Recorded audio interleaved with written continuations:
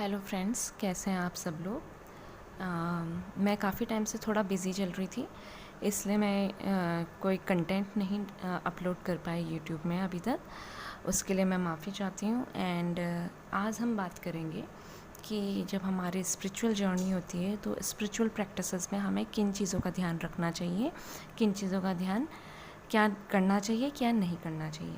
इससे पहले मैं अपनी ऑडियो बिगिन करूं, मैं आप लोगों से यही बोलूँगी कि अगर आपको मेरे कंटेंट्स पसंद आते हैं तो प्लीज़ मुझे मोटिवेट करने के लिए मेरे वीडियोस को लाइक, शेयर एंड सब्सक्राइब ज़रूर कीजिए, सो दैट इन फ्यूचर में मैं ऐसे ही कंटेंट डालती रहूँ। सो स्पिरिचुअल जर्नी में हमें क्या करना चाहिए। देखिए, बहुत कम लोगों को स्पिरिचुअल जर्नी मिलती है। हर कोई इस 3D डायमेंशन के ऊपर, इस मैट्रिक्स के ऊपर नहीं देखता। जनरली लोग सब मनी ओरिएंटेड तक ही रहते हैं, उनका अपना लाइफ कॉल है, हम लोगों का अपना लाइफ कॉल है, उसमें कोई ईगो नहीं लेके आनी। पहली बात, स्पिरिचुअल जर्नी में कई लोगों को स्पिरिचुअल ईगो हो जाती है, वो नहीं आनी चाहिए। ठीक है, अगर आप इस 3D डायमेंशन से ऊपर देख रहे हो तो आप एक ओल्ड सोल हो, आप रिपीटेटिव इनकार्सिनेशन से थक चुके हो, इसलिए आपका ये डिवाइन कॉल था कि आप इस स्पिरिचुअल जर्नी को फॉलो करो। First thing. सेकंड थिंग, जो स्पिरिचुअल जर्नी में होते हैं, बेसिकली हमारे अंदर इतना कुछ चल रहा होता है कि हम बेसिकली सारे पूरे बाहर के एनवायरनमेंट से कट हो जाते हैं, जो कि कहीं ना कहीं इस स्पिरिचुअल जर्नी में इम्पॉर्टेंट भी है। सोल शॉक के बाद एक कुकुन फेज़ आता है जो इम्पॉर्टेंट भी है।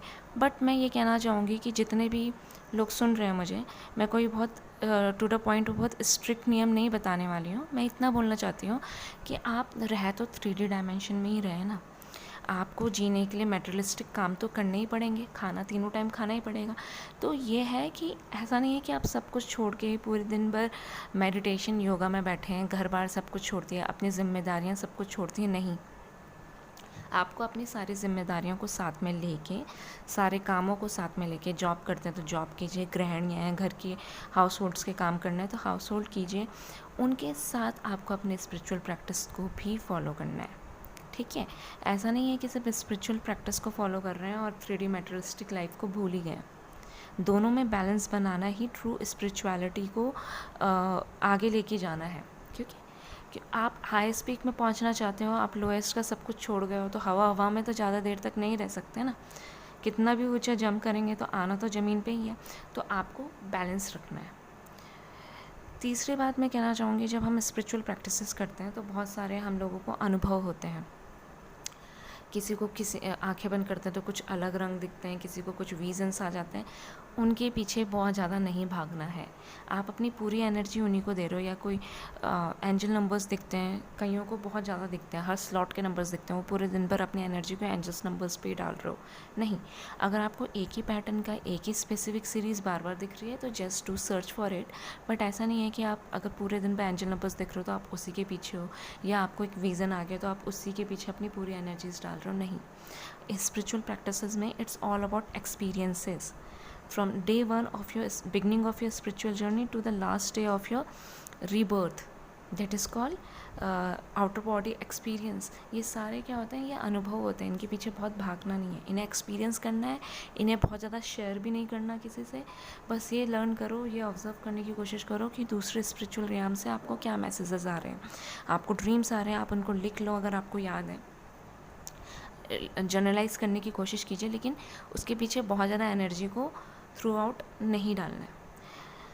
फिर बात आती है कि जब हम अनुभव की बात मैं कर रही हूँ, तो जब हम स्पिरिचुअल प्रैक्टिसेस में होते हैं तो हर इंसान को डिफरेंट डिफरेंट अनुभव होते हैं। कईयों को हम कहते हैं सिद्धियाँ मिल जाती हैं डिफरेंट डिफरेंट, कि हम माइंड रीड कर लेते हैं, हम थॉटलेस अवेयरनेस में जाते हैं, हम प्रिकॉग्निशन में आ जाते हैं। ये डिफरेंट डिफरेंट सिद्धियाँ हैं। तो मैं ये बोलना चाहूँगी कि इन सिद्धियों के पीछे भी ज़्यादा नहीं पड़ना। इसी को स्पिरिचुअल ईगोइस्टिक कहते हैं, इसी को स्पिरिचुअल इगोइज्म कहते हैं। यहाँ पर नहीं आना। हम एक लिबरेशन की जर्नी में हैं, जहाँ हमें अपने सारे कार्मिक बैगेजेस को, अपने हर्ट्स को, अपने पेन्स को, अपने ट्रिगर्स को हील करना है, अपने वुंड्स को हील करके एक प्रॉपर न्यू बर्थ लेना है। जितने टाइम से हम कार्मिक बैगेजेस के कारण रिपीटेटिव इनकार्सिनेशन में, उनसे रिलीज़ करना है। तो जब इंसान इतने स्पिरिचुअल प्रैक्टिस करता है तो ईश्वर क्या करता है, ईश्वर कॉन्टिन्यूस टेस्ट एंड ट्रिगर्स हमारे होते हैं, हम पास होते हैं तो हम आगे वाले स्टेज में जाते हैं, हम फेल होते हैं तो हम फिर से लोअर रियाम में आ जाते हैं। ये जर्नी हमारी खुद की है, किसी और की नहीं है।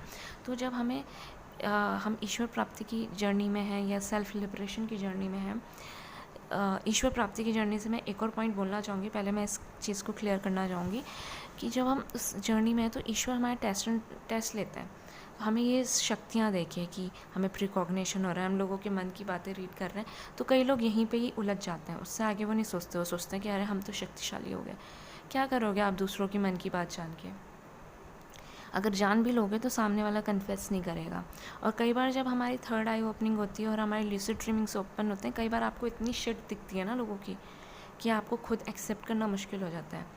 या कई लोग कहते हैं पानी में चल लेंगे, आग से चल लेंगे, उड़ लेंगे, ऐसे ऐसे सिद्धियाँ भी मिलती हैं। इन सिद्धियों का आप क्या करोगे? आपने ये स्पिरिचुअल जर्नी ये सिद्धियाँ पाने के लिए तो नहीं की थी, तो इन सिद्धियों के पीछे नहीं भागना, ठीक है? आपको अपना प्रोसेस याद रखना है कि आपको इस रेपिटेटिव इनकार्सिनेशन से बाहर आना है। फोर्थ पॉइंट मैं बोलना चाहूँगी, एक और पॉइंट, कि ईश्वर प्राप्ति, ईश्वर को खोजने की ज़रूरत नहीं है, सब कुछ आपके अंदर है। बस आपको अपने टेस्ट एंड ट्रिगर्स को समझने की ज़रूरत है, उनको हील करने की ज़रूरत है, अपने आप पे एफर्ट्स लगाने की ज़रूरत है, सो दैट आप इस स्पिरिचुअल जर्नी को अच्छे से कवर कर सको। और एक और पॉइंट, सेवन्थ पॉइंट में ये बोलना चाहूँगी, आउटर बॉडी एक्सपीरियंसेस के लिए भी हम बहुत ज़्यादा एफर्ट्स लगाते हैं कि हम आउटर बॉडी एक्सपीरियंस कर सकें। उसके लिए भी एफर्ट करने की ज़रूरत नहीं है। मैं ये कहना चाहूँगी, ये स्पिरिचुअल जर्नी ऐसे नहीं मिली किसी को भी, ठीक है? आपने मांगी नहीं थी, खुद ब खुद मिल गई। जब आप आए, आप खुद ब खुद इतने स्पिरिचुअल टीचर्स से, यूट्यूब वीडियोज़ से, अगर मेरे को भी कोई सुन रहा है, वो यूनिवर्सल के प्लान्स हैं, तब जाके आपको पता चला हाँ ये अनुभव आपको भी हुए हैं, उनको भी हुए हैं। तो आप इस जर्नी में खुद से नहीं आए हो, आपकी एक डिवाइन कॉल थी इसलिए आए हो। और इस जर्नी में सिर्फ ऐसे किसी चीज़ को चेज़ करना इज़ अगेन आपका एक वुंड है, उस ट्रिगर को हील कीजिए। मैं आशा करती हूँ आपको मेरी वीडियो पसंद आई हो। Thank you very much.